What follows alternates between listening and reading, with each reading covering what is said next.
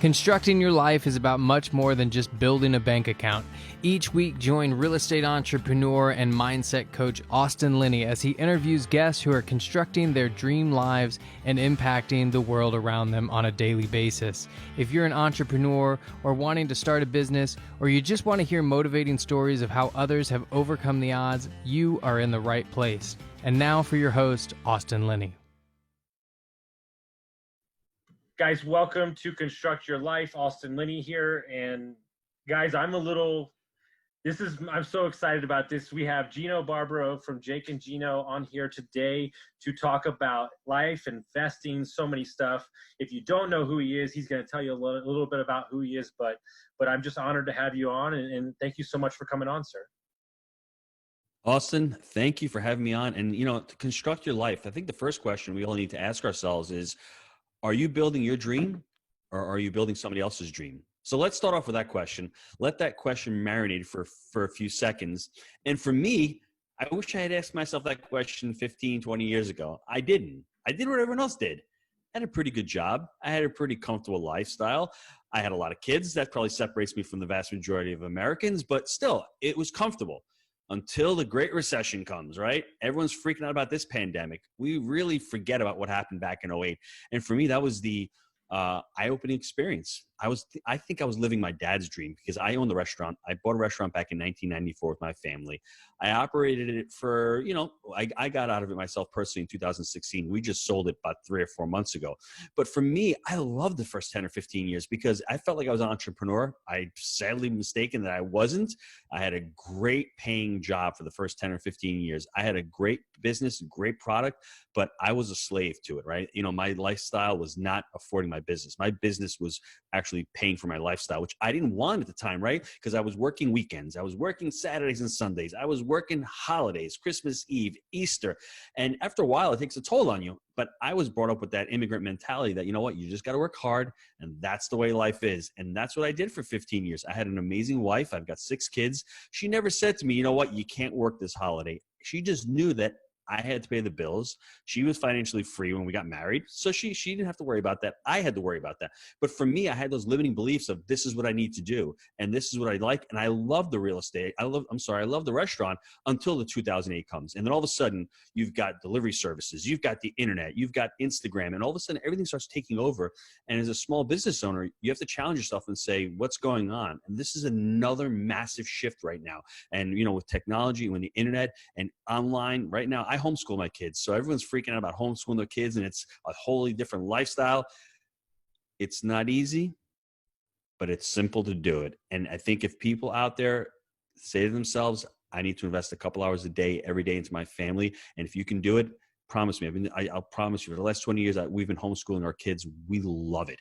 It's just a way to connect with your family. And it's a way to actually introduce subjects to them and really focus on what their experiences are. Because school right now, there's a lack of education in school. And it's not the teacher's fault. It's not anybody else's fault. It's the system itself. It's built upon, let me teach only to intelligence quotient. There's no social intelligence there. There's no athletic. There's no any other than just reading, writing, arithmetic. We've changed the subject. So Allison, I can go on and continue on about that. But I just want everyone to know that I've been where everyone else has been listening to is on this podcast. You're on this podcast just like the reason why me and Austin are doing it, because we want to make ourselves better. We want to improve our lives. That's what we're here for, to improve our lives and to take a look at a couple of guys who have been there, have been through the trudges. And there's a couple of things that Austin and I have done differently that, we'd like to share with you. For me, life coaching was one of the biggest shifts for me. I got into life coaching and I was like, holy crap. What's my clarity? I mean, I had no clarity. I was going around and I wasn't focusing on anything. And then when I finally said to myself, well, my clarity is I love my family.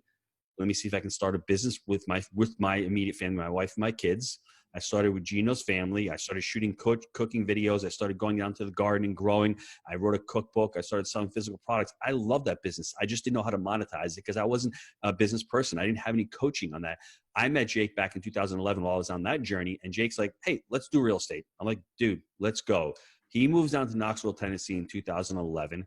Takes us 18 months to find our first deal. And in this process, I hadn't dabbled in real estate. I had a fourplex.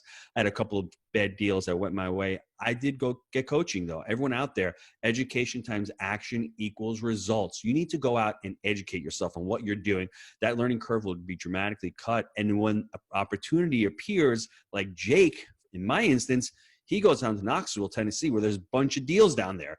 I'm like, Jake, I know you don't know what you're doing. I mean, he's not listening right now. I taught him everything he knows, everybody. But other than that, he goes down there and I can coach him. I can mentor him. And takes us 18 months because we don't know what we're doing. We had no credibility, but we figured it out. And 3 months after that first deal, we got our second deal. So the bottom line to that is, I think for me, it's all about the clarity. It's all about what I wanted in life. And it's so ironic that this podcast is called Construct Your Life, because it really is. You can take action to construct your life. We think that things are happening to us.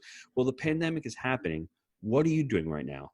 Are you working on personal development? Are you constructing your day? I know it's hard out there, everybody. Listen, I'm sick of talking about masks. I'm sick of talking about death rates. I can shut that off throughout the day, work on myself, then at nighttime, sit down with my wife, watch the news a little bit, but don't let it consume my day. It's all about taking those positive steps. And how do you do that? You need to focus. And also, the other thing I like to say is find a partner. Find an accountability person that you can get on with.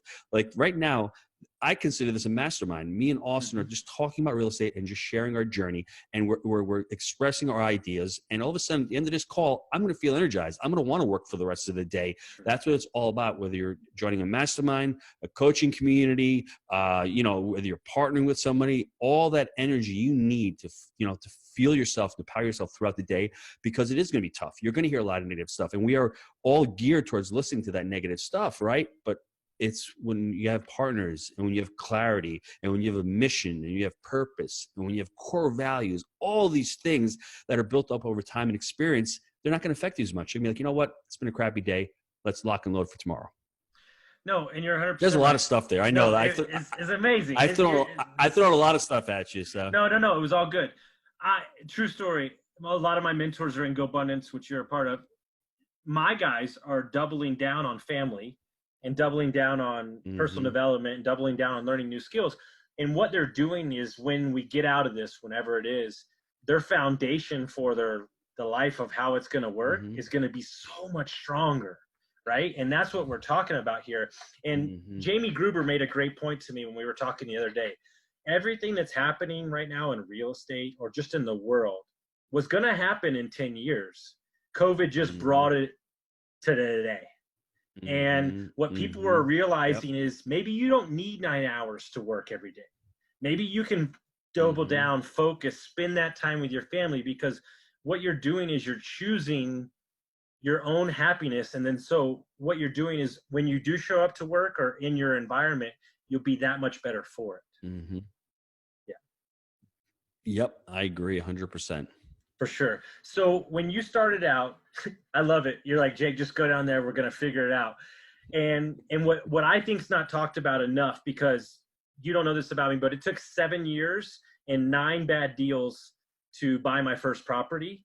I had 2 deals fall apart the day before closing, and then I bought 3 houses in 9 months. And so what's not talked about enough is momentum and just taking action. So when you bought that first deal, did you just kind of figure it out as y'all were going along, and the momentum kind of caught up to the movement? Well, what was really cool for me was I had made a couple of big mistakes. I had done a mobile home park, the first deal about 5 or 6 years before I met Jake. I lost a lot of money. How much? I lost $172,000 because I had a crappy partner. But you know what it was? That was the best money that I ever lost in my entire life, because that made me realize I need to get education. I need to focus on a specific niche. It wasn't the mobile home park deal. That's a good deal. It was myself ultimately taking responsibility as an entrepreneur, as an adult. And there's not enough responsibility taking in this world right now, because we're blaming cultures, we're blaming colors, we're blaming whatever it is. We are all here right now. We can blame whatever we want to blame. It's not going to help the solution. And when we become responsible for our own actions, back in 2008, I read the book, Secrets of the Millionaire Mind by T. Harv Eker. I actually had him on the podcast a couple of years ago. You should check him out on our podcast. Amazing podcast. I was awestruck because I'm listening to this guy back in 2008, and he's saying your fruits are your roots. You have a financial thermostat, blah, blah, going on. I'm like, tell this guy doesn't know me. I was getting pissed off. And ultimately, his message is one of responsibility. If you want the results that you're getting, you're not getting those results because of what you're doing. And that really resonated with me. And that really stuck to the core with me. And I said, you know what? I need to listen to this guy instead of really getting pissed off. So when I met Jake, I had already gone through those coaching programs. I had already gone through the underwriting and market selection and all that. When I met the first deal with Jake, it wasn't about the money. I had partnered with my brother. It was a 25-unit deal. It was a $600,000 purchase. We got owner financing. So I knew a little about owner financing also. So I used a lot of the tools in the toolbox. That first deal was a mom and pop. I think everybody out there should find out what a mom and pop is. It's just basically a motivated seller. You're not going to make money in real estate or in any venture in life unless there's a little motivation by the seller. Couple that with your ability to negotiate. And negotiate, whether you're an entrepreneur, it's always about listening to the other side. We call it the SPY technique, SPY.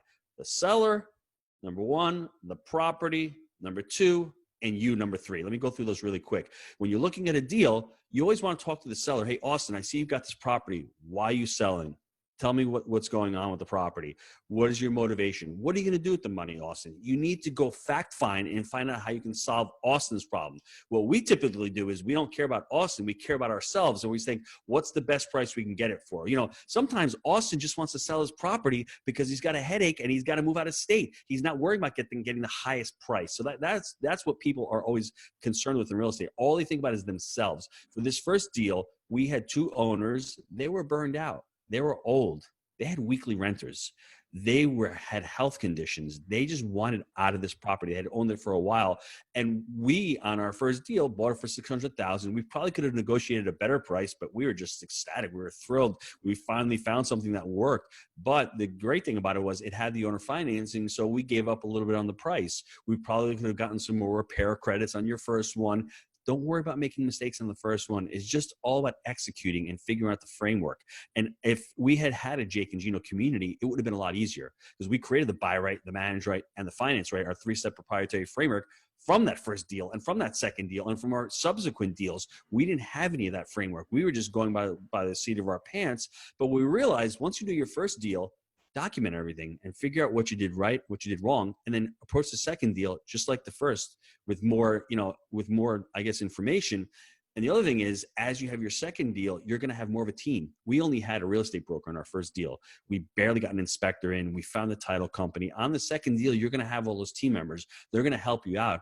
And maybe they'll bring you a deal. They've seen that you're a closer, that you've got the credibility. All of a sudden, the broker on the first deal brought us the second deal 3 months later, helped us with the negotiation, helped us with the market selection, helped us with the rent comps and all that other information. And he was able to introduce us to a good title company. We got a CPA through him. So really it is all about that motivation and momentum, like you'd mentioned, Austin, looking for that deal, getting the deal, then having the clarity and just focusing on the business plan. We were just looking at B and C properties. We were looking to find value add properties. We were looking to add value and ultimately buying them ourselves without syndicating. We're buying them ourselves with partners and then with the ability 18 months to 24 months down the road to refinance that money out and go look for the next deal. So much there. It's amazing. One of the things that I love about y'all, and I think this is one of the hardest things in real estate, especially in large assets. I find y'all to be patient and y'all do not step out just to buy units because we're Jake and Gino. And I think that discipline is amazing because you're making a choice that this is where we're going to live and we're not being forced by outside influences. I can speak about that. I could dedicate the entire podcast to that because it's really important. First thing I want everyone to write down, no deal is better than a bad deal. Just always write that down and keep that on the top of mind. And how do I know? I made a $172,000 mistake.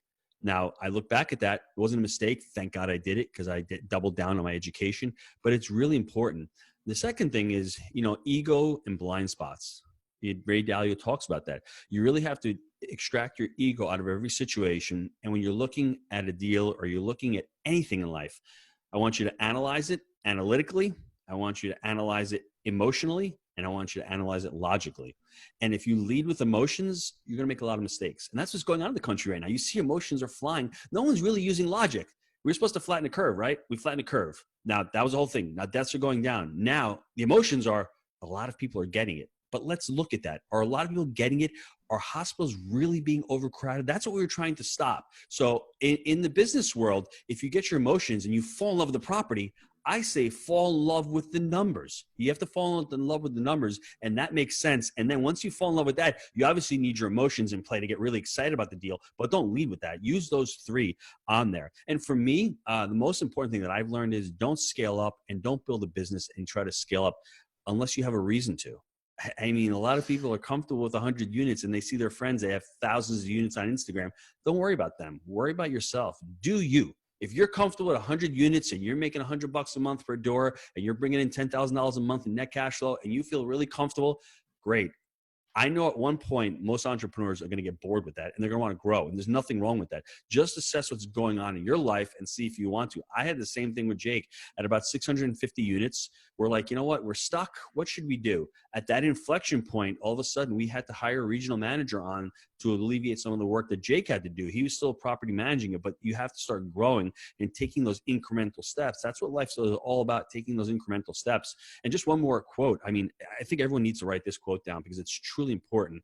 Revenue is vanity, profit margin is sanity, and cash is king. Just think about that. Just because you're grossing $3 million, if you've got no profit margin and you've got no cash flow, what's the sense of being in business? Unless you have a vision of being Amazon and taking over the world and needing to plow in all that money. And Austin, you said something very important before. We didn't have the shiny object syndrome. We were all in on multifamily. Now, we've created additional businesses, whether it's a syndication company, whether it's the education company, whether it's the mortgage company that we're doing mortgages, but they're all complementary to our multifamily. We haven't deviated from that. So many different ways of taking advantage of multifamily. And it's amazing because we're teaching the education students, hey, we have a syndication company. We've got a deal. Would you like to invest in the deal? And it's such a beautiful symbiotic relationship that everyone on the line, think about that. Whatever business you're in, if you're fixing and flipping homes, you can do the same thing. You can create education. You can start doing a private money on the deal. You can start fixing and flipping. You can create a CapEx company. You can do syndications, whatever that may be. You can do the same thing in any business. And I had started doing that with the restaurant business where I had the little brick and mortar. It was great, but then it wasn't great. But then for my mindset, I'm like, you know what? If I create a brand around, we can all become brands. I wrote a cookbook and then I started creating physical products. And then I started the education company. And then we started catering. We started doing weddings. We were thinking about getting into a food truck. That is how the new entrepreneur is going to survive today because they can't have just one stream of revenue. These complementary streams of revenue are really important. And when I started back in real estate back in 2013, we bought our first deal. I had 3 streams of revenue. I had my restaurant job, I had a fourplex, and I had a small little note. Now today I've got 25 streams of revenue. That with all the properties, with the Jake and Gino, with the capital company. So it's not, you know, when you look back at it, everyone says diversify, diversify, diversify. You can diversify within your niche and still go deep in that niche and look at trying to expose it. Now, Austin, the thing is, you can't do it all by yourself. I've got Jake and Gino. I do the education day to day. Jake does property management day to day, and we overlap. You know, he couldn't be on this call today because he's doing something with captive insurance. We're starting to create renters insurance for our company, so he's doing that. So we split the roles and responsibilities. He likes to say divide and conquer. And then from the syndication company, we've hired on other people to help us out with that. So the pie can be infinite. You can only do so much by yourself, but as you start growing, whether you collaborate with people or whether you have partnerships with people, that's going to help you ultimately grow and grow those streams of revenue. No, 2 points to that. My favorite person in business is Marcus Lemonis. And what we scream all the time is vertical integration. Is to run everything through systems in your business. And that's what we're creating now. It wasn't until, because I was the lone wolf forever, like screw everybody. It wasn't until I doubled down on my strengths, which took me to lose a lot of money when I lied to myself. It wasn't until I surrounded myself with complementary parts that I literally do not do a single thing that doesn't suit my personality, and it makes it feel effortless. And that's what he's talking about, guys, is surrounding your team, because when you get out of the business of what it can do for you, this is one of the things that I make very point on my podcast. Tyler Chester, one of my good friends in Louisville, there's a lot of people that are in deals, right? Oh, I've got 1,000 units. Well, do you really have 1,000 units, or do you have like a percentage of a percentage? He actually Mm-hmm. owns 50 units by himself. So I guarantee you his net Mm-hmm. his net cash flow is way better than what you're getting. And so don't look at everybody's story or what Mm-hmm. they're throwing up on the wall. Because I did this. We grew to Mm-hmm. 27 Airbnbs in 7 states in 6 months. It's a great feat. Oh my God, amazing. That's And then big. and then Yep. we woke up and had no money. And so, that's what Mm-hmm. happens is it's what I do now is I don't put too much focus on it and I let the business drive the scale. So let the business drive the scale.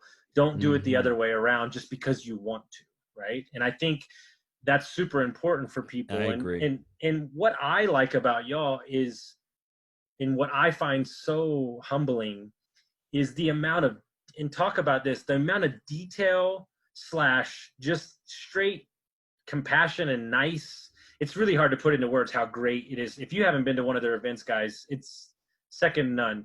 Where does that come from? Is that come from you and Jake, or has that always been how you lived? I mean, you're a very nice guy, but I mean, you always lead with education. Where did that stem from? From your father, or like just that overall family feel? It's a it's a great it's a great question. I'm not sure where it stemmed from. All I know is that when you start a business, Austin, I think everybody listening, they need to write down what their core values are, or they need at least decide upon what their core values are. For us, it took us a while. We had been doing it, I guess, subconsciously, but when you write them down and you live by them, you're going to hire by them and you're going to fire by them. The biggest mistake when I had the restaurant years ago is you attract not what you want, but what you are. I wasn't a great owner. I wasn't a great, uh, employer. I wasn't attracting the right employees and I was blaming them. I wasn't blaming myself. I didn't have core values like people first, growth mindset, extreme ownership, make it happen, unwavering ethics. Those are our 5 core values that we live by. And as a leader, I have to exemplify them. So I'm packing books. And you know what? Josh sees me packing books. And guess what? Josh is going to pack books also because it's just make it happen. We have to make it happen. We're a small entrepreneurial company. We're bootstrapping it. So I think everyone really needs to have their core values laid out.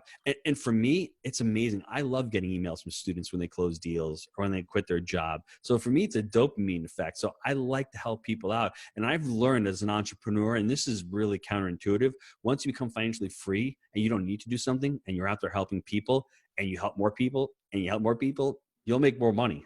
And you're not even looking to make money because you're pretty much satisfied with all your bills. And that's a strange thing about life. Poor people are constantly thinking about money. They're always worrying about their bills. I don't wake up in the morning going, wow, can I pay the mortgage today? Or can I go out and buy it? I don't have to worry about any of that stuff. I'm worrying about this morning. I created a house hacking video for my youth academy. That was it. Am I going to make money from that? Not today, but in a couple of months, I will because it'll be in the academy. So it's always thinking about creating value and helping others. The more people you help, the more money you're going to make. And that's a really hard concept for a W-2 employee to really grasp. For myself, when I was in the restaurant, because I only had one location, I can only help X amount of people. But as you start growing and you start scaling a business, you're trying to help as many people as possible. And there's a lot of joy in that. I mean, Tony Robbins talks about the 6 human needs. Number 5 and number 6 are the high ones. It's growth and contribution. If you can continue to grow in life, that's why someone sells their business for $100 million, then they're bored and they start doing drugs. They're just not growing anymore. They're dying. So you need to continue to grow. You have to have that growth mindset. Like in Carol Dweck's book, she has a book called Mindset. I think everyone should read that book. It's either you have a fixed mindset where you're just fixed, you don't want to continue to grow, you blame other people, or you have that growth mindset where, you know what, I'm continuing to grow, I'm continuing to learn, what can I add in my life? And as you get older, you'll start adopting these principles and you'll start continuing to grow. And number 6 is contribution. If you can contribute to other people's lives and other people's successes and be part of their journey, you're not only affecting them, you're affecting their families and everyone around them. It's a great feeling, and ultimately you will be paid for it. So I'm not out there looking to get paid to put people together. Those events that we have, they are expensive and they're hard And, I've got to fly up to Knoxville, or I've got to fly to Atlanta. They're on the weekends, but I get so much joy from them because I meet all the community members. I meet all the students. We network. We're teaching them life skills. It's a lot of fun because you're around people and you're around like-minded people who want to improve their lives. We're there to improve people's lives and teach them some skills that they're not learning in school, or they're not learning as being a W-2 employee, because multifamily is all about building a business. So that's what I find. I mean, I think you just grow into that person. Once you're not so pressured on paying the bills and you can focus on helping others, I mean, it's a completely different world.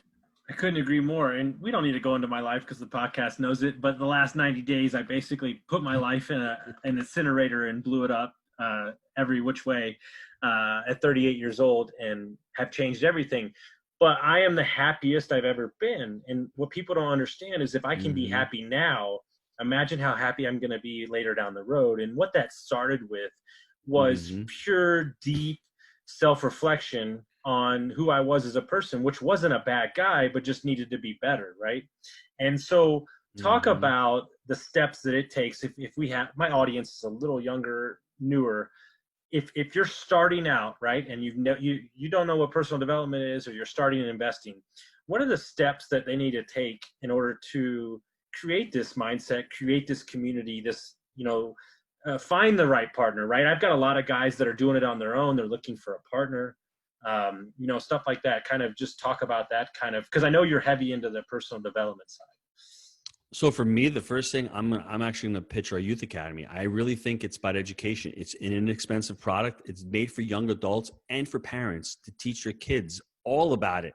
Whether it's what skills do we need to learn, what is money, investing, insurance, all the skills you need entrepreneurial. It's all in there. I think you need to actually decide that you're going to take control of your life. I mean, unfortunately, 5% of the people who retire wealthy enough to retire. The remainder of them, whether they end up passing away before they retire or having to supplement their income or to continue to work, there's nothing wrong with that if you choose to do that. The empowering life is one of choice where, you know what, I've made it. I can continue to work, or I can continue to work. I think to start out with, we should all be focusing on becoming financially free as soon as possible. If you're young and you're listening to this, go out and house hack, buy a duplex, buy a triplex, get some of those expenses paid for. The second thing is, I want you all to look at education as an investment. Don't look at it as an expense, right? Because most poor people will say, wow, this course costs $500. That's what it's going to cost me. No, you're investing in your education. You will always have that. Jake and I have spent, I think, probably over $300,000 in coaching and education in the last 18 months to 2 years.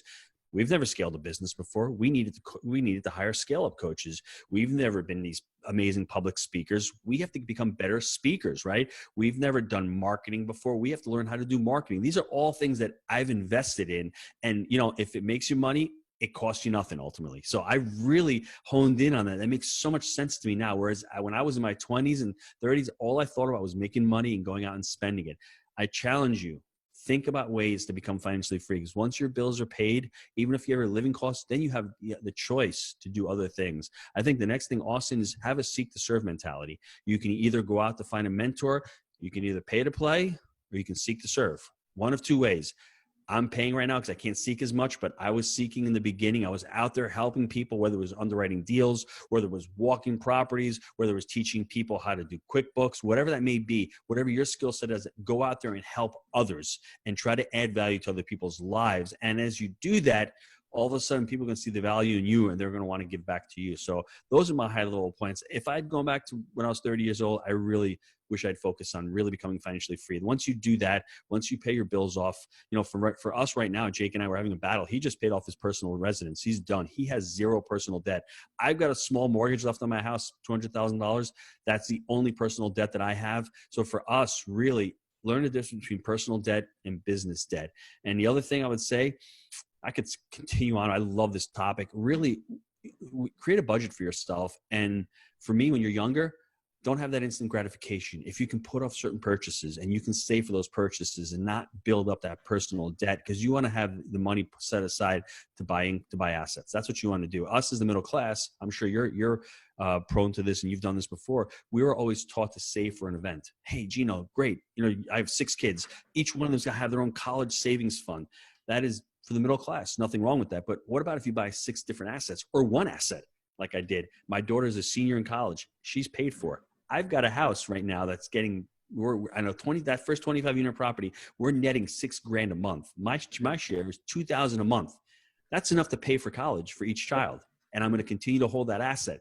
I don't have any money saved. That asset's going to continue to appreciate.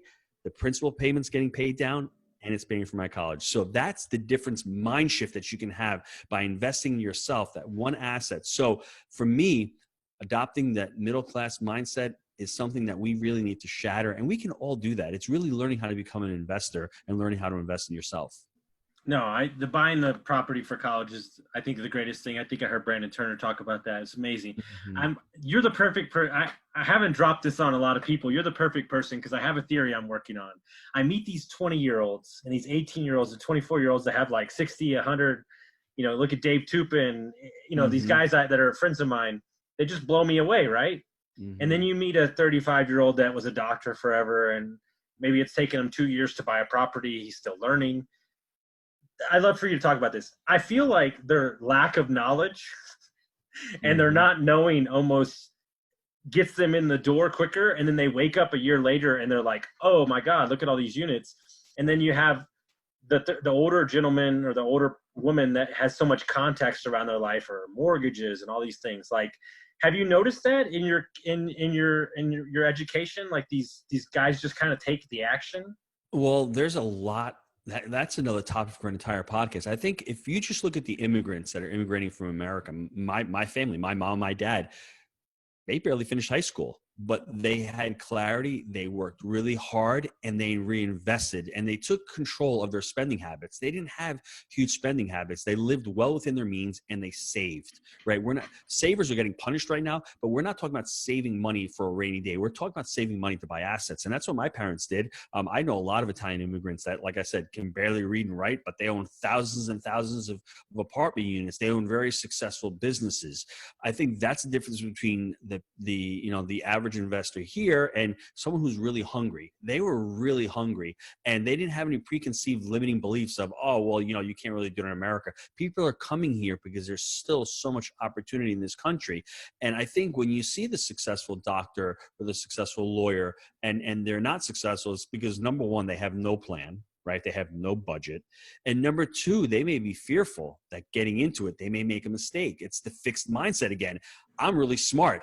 I don't know anything about multifamily, so this thing must not be for me. Whereas dumbass Gino, I got nothing to lose.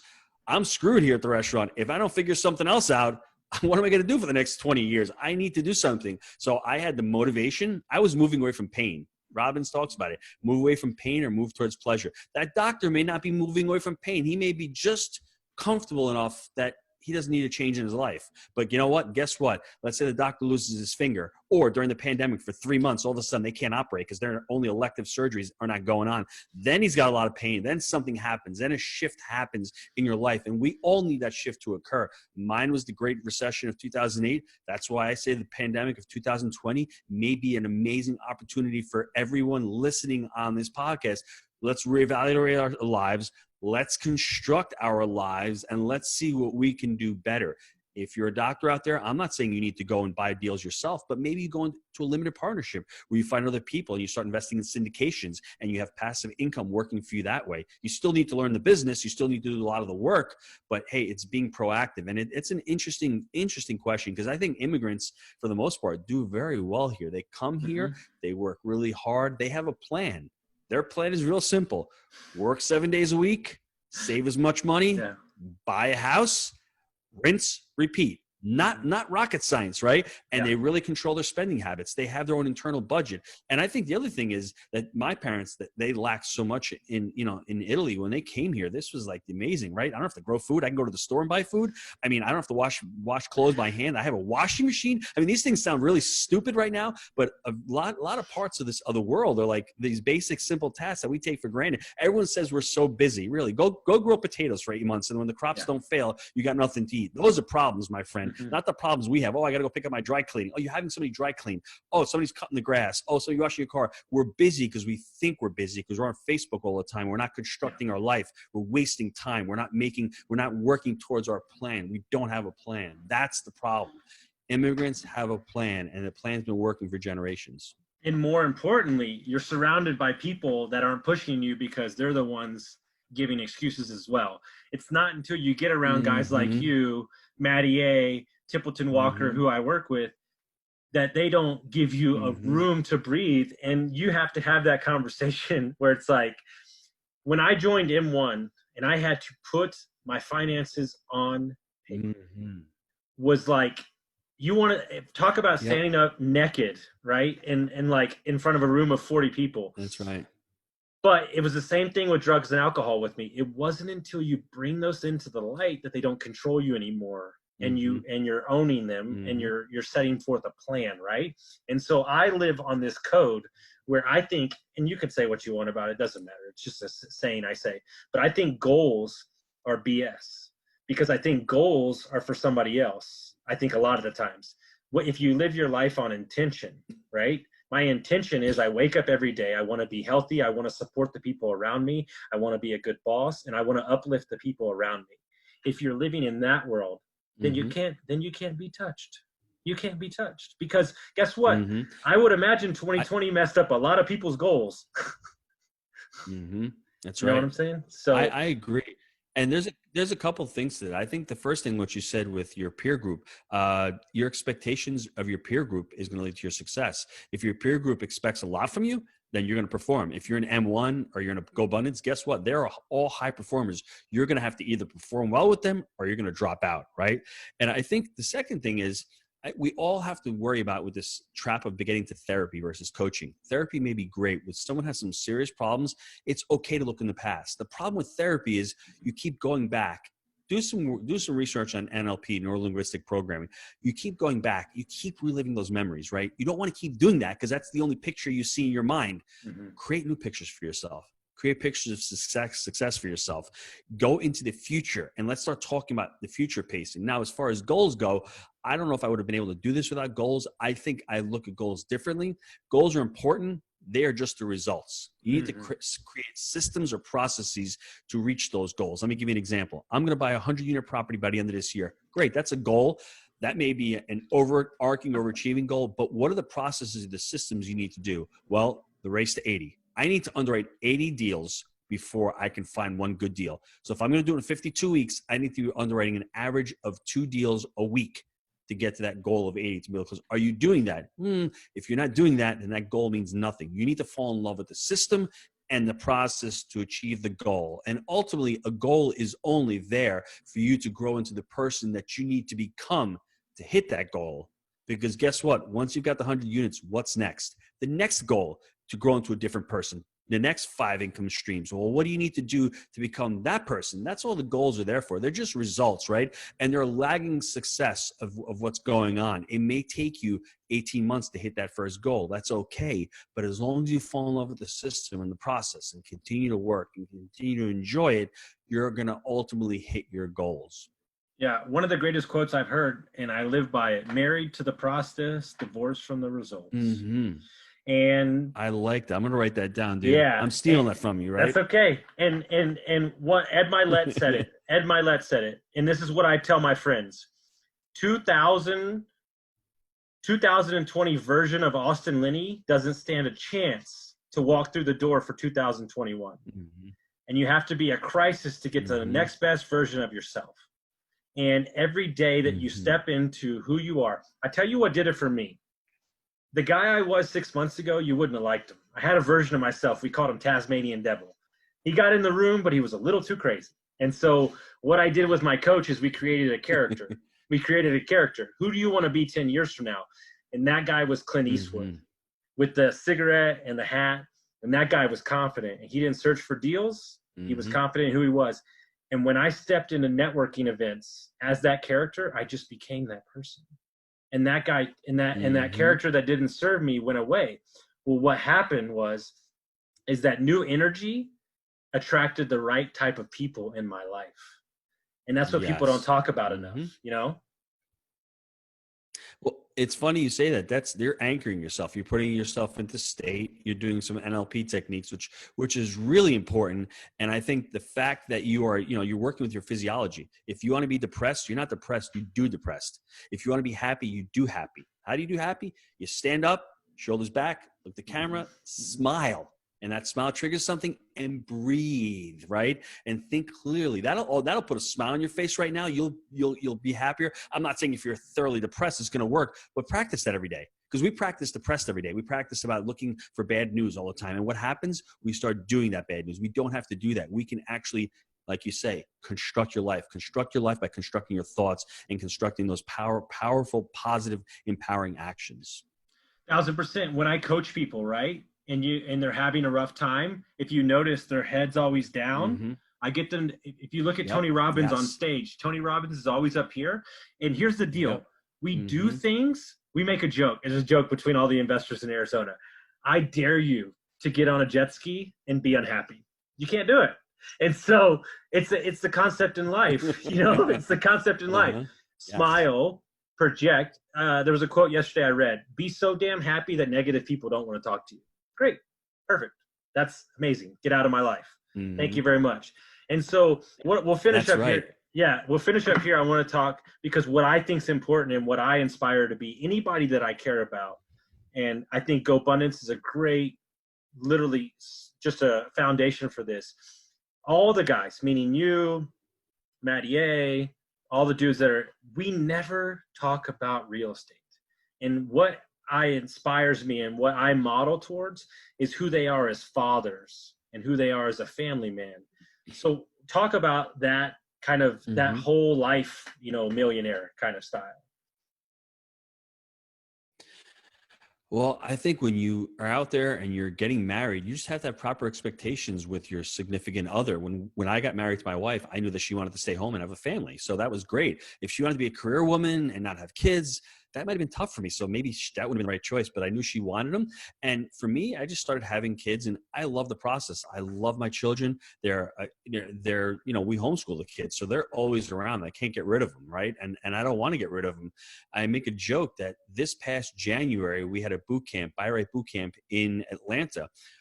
Me and my wife were married 21 years. That was the first vacation that we went on together by ourselves in 21 years without the kids. And that wasn't even a vacation. I made a joke in front. Everyone looked at me like, what are you, freaking nuts? And I'm like, yeah, because I love my kids that much. A vacation means to vacate, means to leave. Why would I leave and go away without my family, without my children? That's my mindset. That's what's worked with me. And as my kids have gotten older, I mean, to hear like my 7-year-old say, you know what, the best part of the year when I was working at the restaurant, I'd only take a week off is when I can go away on vacation with dad. So that really stuck with me. And I'm like, I am never going away without them. I mean, my daughter's 20 years old. She still goes away. We were in Knoxville for a week at a money mixer a few weeks ago for the 4th of July week. She came with me. She's a senior in college. Everyone's like, oh, when they become teenagers, they're terrible. No, they don't become terrible because if you're with them all the time, you talk to them, you have a real relationship to them, and you're not there always just telling them what to do. Because as they get older, they need to make their own decisions. It's unfortunate. I hate it, but I am actually raising my children to the point where they can become adults. They can leave the house and they can make their own decisions. That's difficult because I love them so much and I don't want them to go, but that's ultimately what has to happen. So how do you do that? You create that foundation. You just listen to them. When you speak to your kids, are you yelling at them? Are you screaming at them? Would you speak to your employees like that? No, you wouldn't. So why are we speaking to our kids like that? We're at a point where sometimes we just talk down to our kids. I think we need to create boundaries for them. And as they get older, we just make the boundaries bigger, right? A 3-year-old, sometimes you don't have to tell them, put your clothes on, put your sneakers on. There's no reason to actually argue with them.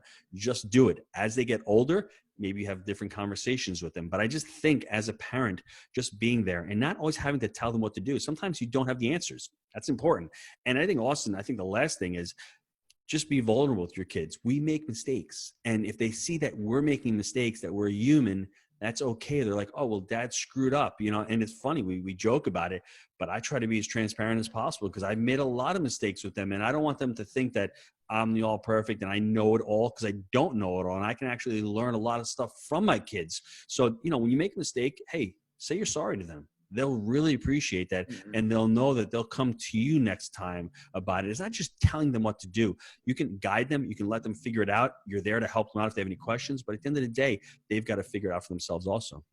No, and I don't have kids, but I can equate, because I just got divorced, but I can equate to a relationship, right? And we don't say these things, right? Because we don't want to hurt somebody. And what you're talking about in a relationship, meaning a business partnership, a marriage, a mom and dad, is just acknowledging that this is what happened. And then they'll be like, okay, great. Thanks for telling me. Like, instead of creating the story in your mind that it's this bigger thing than it has to be. And that's where men, particularly men, mess up a lot. Your wife is not nagging you because she's nagging you because you're not communicating. It really has nothing to do with what you're actually doing, right? It's because you're not communicating because you're trying to hide something, or you're not. And that's what I had to realize, because I ran away from conflict because I had a lot when my parents got divorced. And what I realized is, my favorite quote ever, Kyle Cease, is that he says, everybody is so concerned about what they'll lose by telling the truth because that's quantifiable. They have no idea what they might gain by telling the truth because they can't see it. And it wasn't until I got real with what I wanted out of life that me and my ex-wife decided that this wasn't best for us 40 years down the road. And that's really rough. But guess what? Both of us are beyond happy. There was no lawyers. We're both in a great place. So what was the better term? To just stay married and be miserable?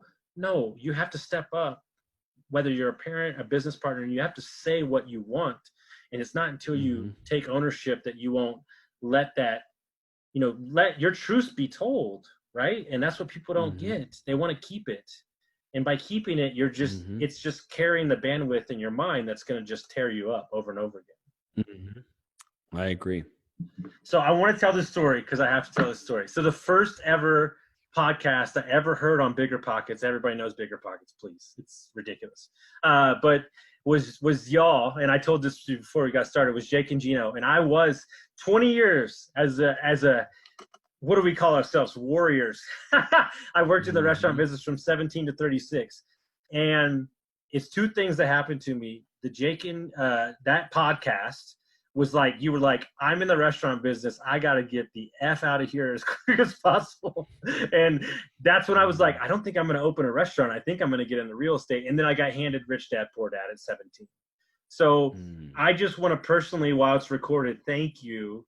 You didn't know that at the time that you inspired me, but it really was the foundation for me, even though it took a while, to get out and focus on a different vehicle. So I just wanted to say thank you.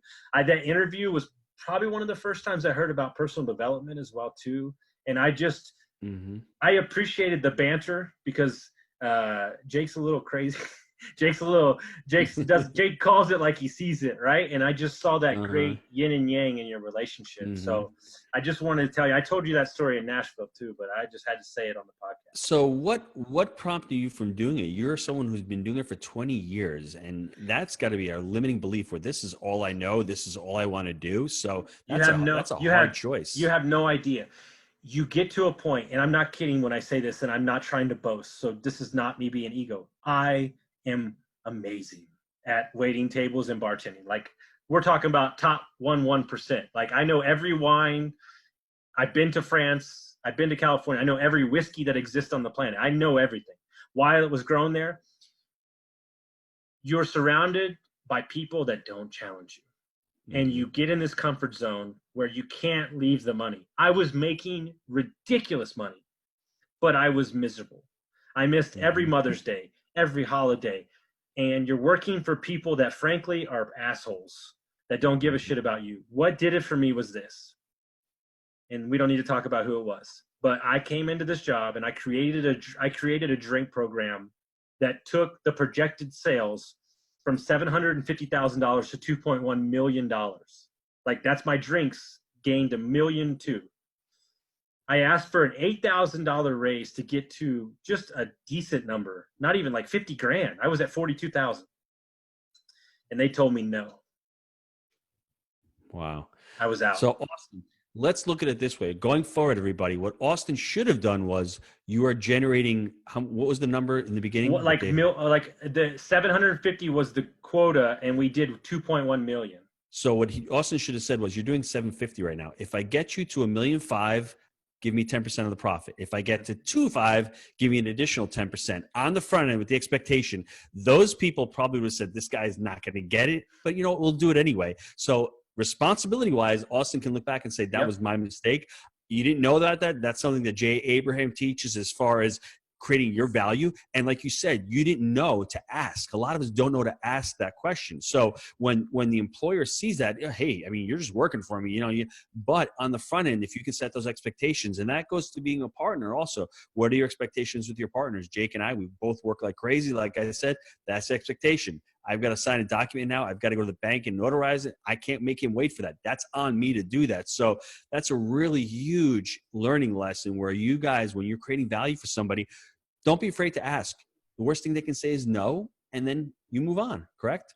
Dude, you just blew my mind out of my body, because I'd never even, that was a year and a half ago, and I've never even thought about that. That would have changed the whole thing, because then it would have been on me to step up, and that way you're setting the expectation to deliver, and you're taking ownership of something. And I think that's what the problem is in the restaurant business. If I had to look at it from a whole, we're just cattle, right? But if you truly are an asset, right, then you need to bet on yourself. And I told I'm sure you might know who he is, Aaron Amusastegi.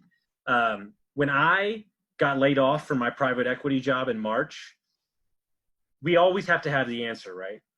I told myself, I said, no, you're going to go travel. You're going to find yourself. And then I texted Aaron and I said, hey, I'm going to bet on myself for once in my life. And he goes, I guarantee you'll be more successful than you've ever been in your entire life. Yep. And what you should have done with that job was, once you documented that you created that program, you document the entire thing and you go to other restaurants or you go to other places, and that's how you monetize, and that's how you scale a business.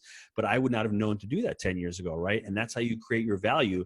And you think, well, what's a measly $8,000 if you just created $1.5 million in gross revenue? So $1.5 million in gross revenue, maybe, I don't know what the profit margin on that, but let's say the profit margin is— the profit margin of those drinks was 92%, brother. So, I mean, like, the fact that they're so short-sighted, they should have said, hey, Austin, how'd you do that? And let's go around and let's teach some other people to do this, because it's a scarcity mindset. You think that you have the magic secret recipe, but they could actually create a business within a business of teaching other restaurants how to do that. And wouldn't you want to increase your drinking, your sales from 7, whatever it is, I keep messing the numbers up, of 750,000 to 2, wouldn't you? Yeah. How do you teach me? Well, great. I'll teach you if you give me 5% of the profits, or I'll teach you with this program. So it's amazing. Like, you want to know why that is? Sure. Now that you're like coaching me right now, you want to know, we're definitely in our own mastermind. You want to know why that is? Because I didn't value myself. That's right. Simple as that. That's right. It's right. You didn't value yourself, and you didn't think what you were doing was special. Like a lot of, you're a W-2 employee. That was the employee mindset. You're looking for measly $8,000. You're looking for scraps, when really the entrepreneur is like, I'm solving a massive problem. I'm creating a ton of value here. Can I get some of the upside? The problem is that when you're a W-2, you don't have any downside. You're getting that paycheck every week. That's how an employer looks at you. Is you're getting the paycheck. You have the guarantee. If this doesn't work, and what they could have said, or you could have said, is, if this doesn't work, you don't have to pay me anything else. But when this works, what can we look at? And then you're setting up front, and then they can't go back on it. And then when that's done, wow, let me move on to the next business, and let me teach the next business how to do that. And you have little revenue streams. You have one little restaurant here, one restaurant there, all of a sudden a coaching program. That's how it's done, everybody. I love this, man. I do. Thank you so much. Dude, I can't even deal with it right now. Y'all got so many guys, dead serious. If you're listening to this and you haven't been to an event, I don't even care if you love multifamily or don't. But you have to go to one of their events. You'll meet like-minded people. I can't tell you how many people I've met. I've got Nick on the podcast later on today. I met him at y'all's event. Evan Holiday took me to the event. I mean, there's so many people I've met from these events. Let's talk about the different businesses, how they find you if they don't know you, and everything that they can guide. Y'all got 2 books that are amazing books. I've read both of them. just go to jakeandgino.com. I mean, we've got 4 podcasts a week. I have a multifamily zone podcast. We have the movers and shakers where our students are closing deals, the flagship Wheelbarrow Profits. There's a lot of information on our website, jakeandgino.com. We have the blogs there. If you want to look for mentorship, just click the apply button, apply to work with us, and see if you're a good fit. We have a coaching program. We've got the books out there. Like Austin said, listen, multifamily is not rocket science. You're just going to need to find mentors, people out there who are doing it. And like Austin said, the most important thing is really surrounding yourself with like-minded people. The networking is amazing. You know, you meet that one person, it will change your life completely. That's what I found out. So true story. I want to thank you. I want to thank you for having me on those. Oh, dude, Gino, thank you so much. True story. It's so weird, and it relates to all this because I'm trying to bring it home for everybody. I went to an event to go spend the day with a mentor of mine. When it took me 5 months to get the meeting, I flew across the country to meet with him for the day. Mm-hmm. I went to one event. Now I'm working for him, and I'm doing business with 7 people that I met at that one event on a Monday at 2 o'clock in the afternoon in Arizona. Seriously, true story, guys. When you show up with intention and you show up with who you are, you have no idea what's available for you if you have the right mindset when you walk into these events. So and thank Austin, you so much. Once again, I'll end on this note. If it makes you money, it costs you nothing, Austin. That trip didn't cost you anything because it's made you a ton of money, right? My man, exactly. Dude, thank you so much, man. I appreciate it so much, and we'll talk soon. Thanks, Austin. Take care, everybody. All right, bye.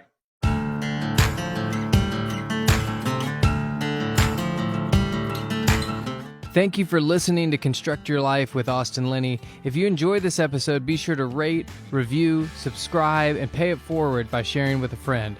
Most importantly, take this opportunity to start constructing your life by taking immediate action on what you learned. For show notes, resources, and more information on one-on-one coaching with Austin, visit constructyourlifepodcast.com.